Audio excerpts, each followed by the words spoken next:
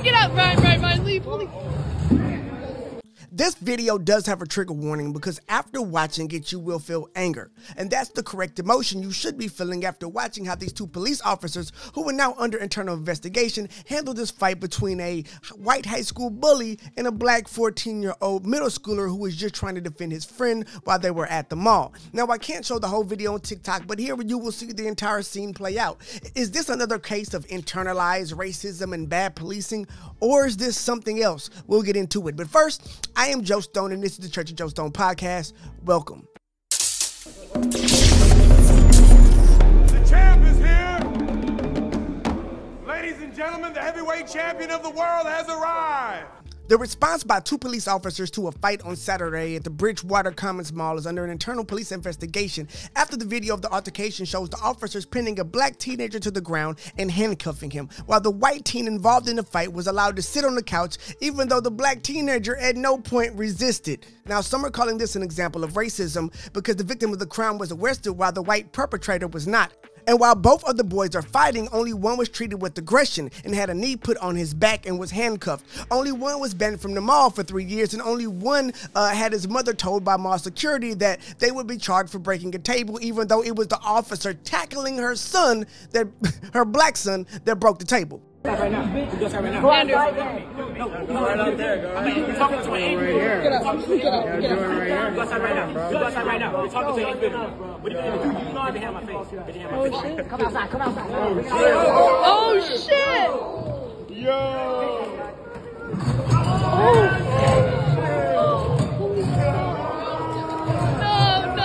No, bro. Chill. Brian, get out! Brian, leave! Holy shit! Nah, nigga, what the fuck?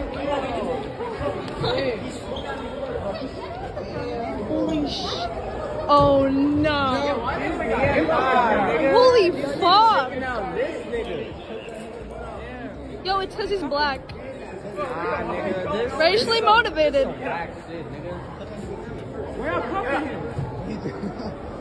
Now, as you can see, the young man never resisted, and he was treated much differently than his white counterpart when they both were in the middle of fighting. Now, shortly after this altercation, the video went viral, and the mother of the young black boy in the video had this to say underneath one of the posts.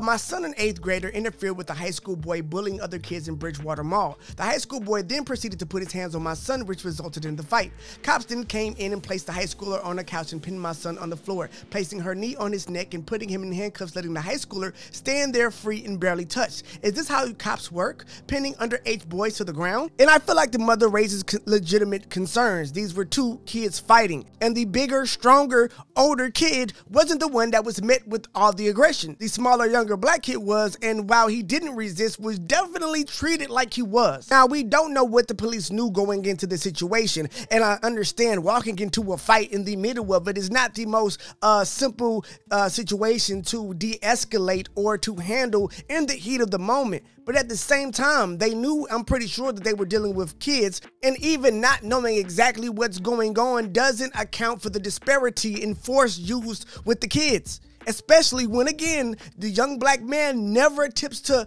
resist. Now, the teen and his mother were interviewed, and they're now speaking out about the situation, and this is what they had to say. If they don't know how to treat the situation and deal with the situation equally and fairly, then they shouldn't be able to deal with the situation at all. Kai's mom, Ebene, agrees. Maybe they could have broken up the fight and maybe set them aside and called their parents. No cuffs, no aggression. Dealt with them like they were teenagers. In a statement, the Bridgewater Police Department said in part, quote, "We recognize that this video has made members of our community upset and are calling for an internal affairs investigation. The officers were able to respond quickly to this incident and stop it from escalating because of a tip we received from the community," end quote. Now, to be clear, the mother isn't saying that this is necessarily an instance of racism, but the rest of social media is not so sure. With the outrage, the police department had to launch an internal affairs investigation. The New Jersey governor, Governor Phil Murphy, referee had this to say: although an investigation is still gathering the facts about this incident, I'm deeply disturbed by what appears to be racially disparate treatment in this video. We're committed to increasing trust between law enforcement and the people they serve. Now, I don't know if this is empty platitudes, but only time will tell whether these officers will be held accountable and if there is something for them to be held accountable for. Now, at the end of the day, these kids were fighting, and I do think there is definitely room for the situations who have been handled better. Whether they are black kids or white kids, they are kids, and both should have been treated as such. And if not, then I would at least like them to be treated the same. Let me know what you think. Is this racism, or is this just a simple situation where the cops hopped into responding to a call and did the best they could do, and there is no bias at play here? And while they could have did better, that's all that there is to be said about this matter. Let me know what you think in the comments. I'm Joe Stone, and this is the Church of Joe Stone podcast. See you in the next one. Bow. The champ is here. Ladies and gentlemen, the heavyweight champion of the world has arrived.